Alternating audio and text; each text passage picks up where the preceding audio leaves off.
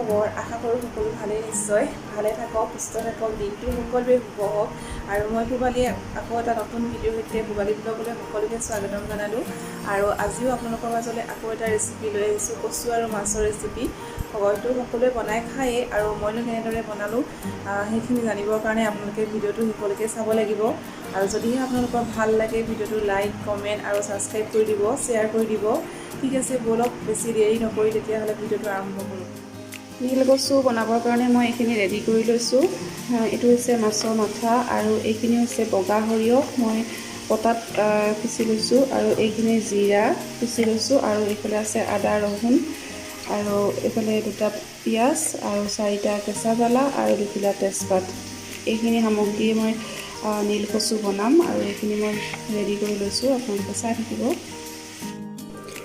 এইখিনি নীল কচু মই ৰেডি কৰি লৈছোঁ কাটি বঢ়িয়াছে ধুই লৈছোঁ আৰু এইখিনি কচু অলপো নধৰে আৰু এইখিনি মই এতিয়া কুকাৰত দি 2টা বা 3টা চিটি মাৰি ল'ম চাই থাকিব এইখিনি আৰু এই কচুখিনিৰ কথা কওঁ ইয়াতে নীল কচু বুলি কয় ইয়াতে মানে বঙাইগাঁৱত হয়তো ঠাই ভেদে বেলেগ হ'ব পাৰে মই কি কয় নাজানো কিন্তু মই দেউতাক সুধিছোঁ এইটো কি কয় এইফালে কৈছে এইটো নীল কচু বুলি কয় আৰু বেলেগ জেগাত হয়তো বেলেগ নামো হ'ব পাৰে ঠিক আছে আপোনালোকে চাই থাকিব এতিয়া মই এইখিনি কুকাৰত ভৰাই আৰু 2টা চিটি মাৰি এইখিনি মই বইল কৰি ল'ম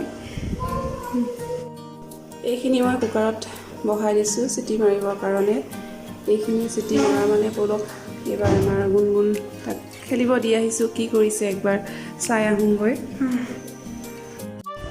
গুণু ক'ত আছা কি কৰিছা তুমি মই পাকঘৰত ভাত বনাবলৈ সোমালোঁ দেখিছে এই ল'ৰা আহি ক'ত উঠি আছে কিয় বন্ধ কৰি দিছা কিয় কিয় বন্ধ কৰিব লাগে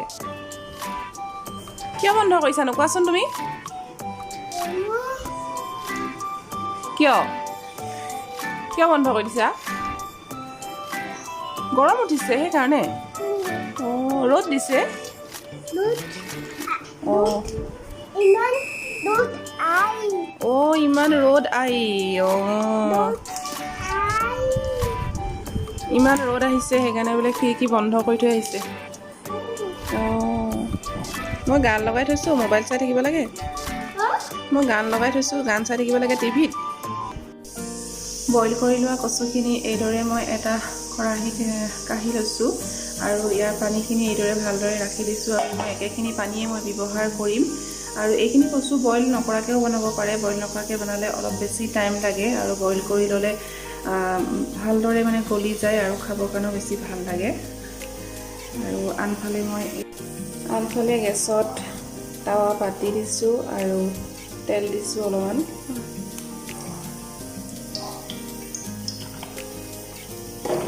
তেল গৰম হৈ অহাত কাটি থোৱা পিঁয়াজ তেজপাত আৰু জ্বলা দি দিছোঁ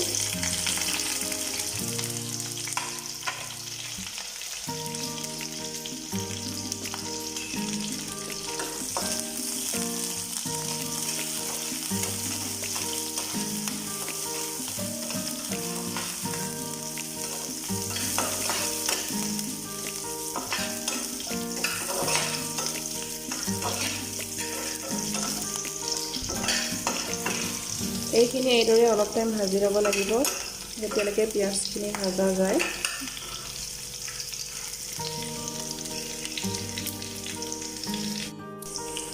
পিঁয়াজখিনি ভাজা হৈ গৈছে ইয়াতে মই এতিয়া পিচি থোৱা আদা নহৰু জিৰা আৰু বগা সৰিয়হখিনি দি দিম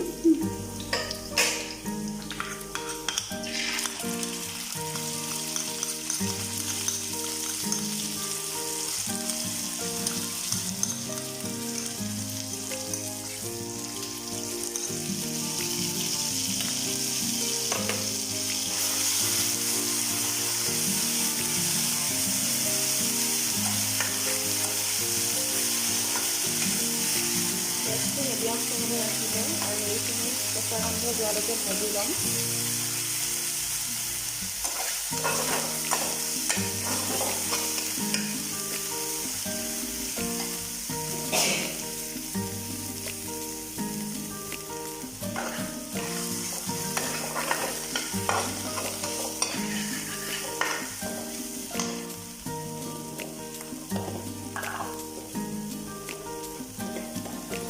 ইয়াতে আন্দাজমতে হালধি আৰু আন্দাজমতে নিমখ দি দিব। মই বইল কৰোঁতে নিমখ দিছিলোঁ অলপমান, সেইকাৰণে এতিয়া কম দিম। আৰু নিমখ বেছি দিব নালাগে, যিহেতু কচুখিনি পিছত একেবাৰে কম হৈ যাব, সেইকাৰণে নিমখ কমকৈ দিব।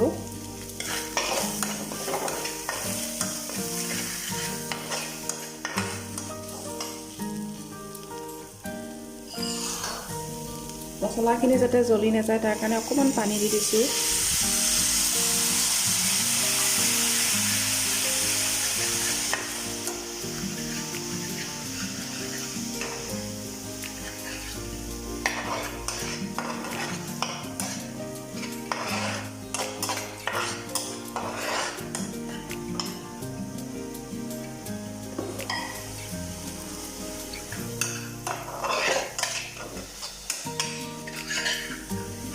এইখিনি অলপ টাইম ভাজা হোৱাৰ পিছতে মই কচুখিনি দি দিম।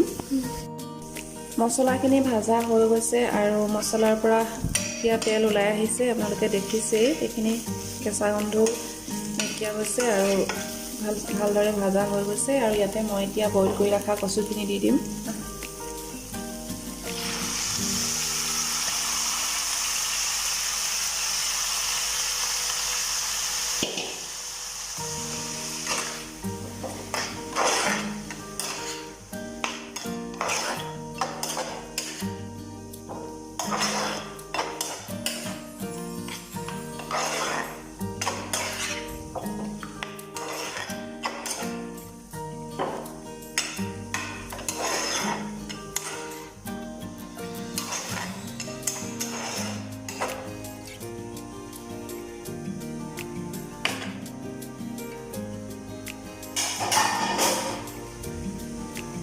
এইখিনি ভালদৰে লৰাই এতিয়া 5 মিনিটমান হ'বলৈ দিম আৰু ঢাক মাৰি দিম। গেছটো হাই ফ্লেমত দি দিম। কচুৰ পৰা যিখিনি পানী ওলাইছিলে সেইখিনি পানী শুকাই গৈছে আৰু মই যিখিনি পানী বইল কৰোঁতে ব্যৱহাৰ কৰিছিলোঁ সেইখিনি মই ইয়াতে দি দিম এতিয়া।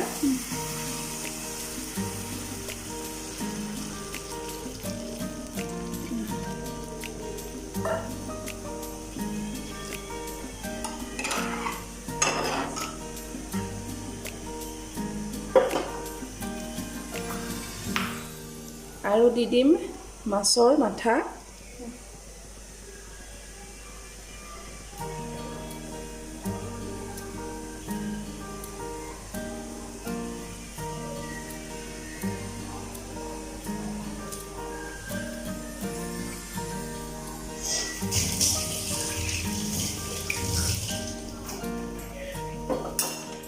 এইখিনি এইদৰে আৰু অলপ টাইম হ'বলৈ দিম।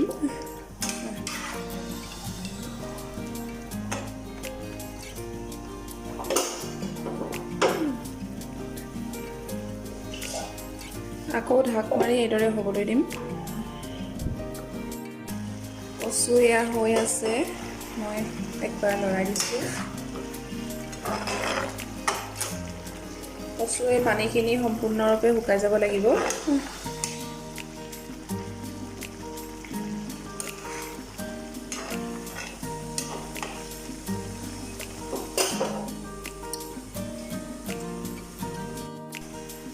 এয়া কচু আমাৰ প্ৰায় ৰেডি হৈ গৈছে আৰু পানীখিনিও পুৰা শুকাইছে বুলিয়ে ক'ব পাৰি।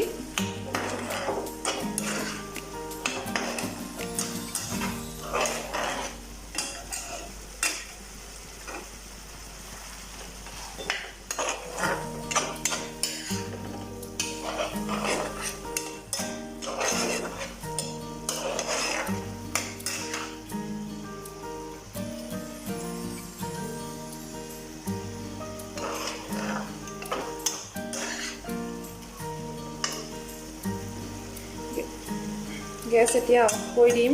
নীলকচু আৰু মাছৰ মাথা দি বনোৱা সৰিয়হ, জিৰা, ৰহুন, আদা দি বনোৱা এইখিনি কচু হৈ গ'ল। এতিয়া মই গেছ অফ কৰি দিম।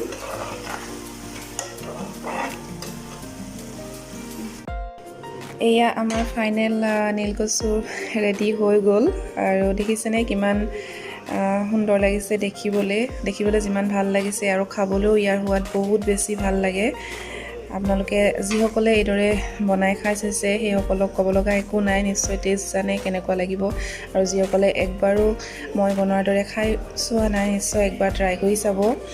আৰু এইটো ৰেচিপিও মই আকৌ ক'ম, এইটো ৰেচিপিও মোৰ শাহুমাই শিকাই থৈ গৈছিল আৰু খাবলৈও বহুত বেছি ভাল হয়। আৰু কচুৰ কথা সকলোৱে জানে কচুত কিমান আইৰণ থাকে, সেইকাৰণে আমি কচু সকলোৱে খাবই লাগে।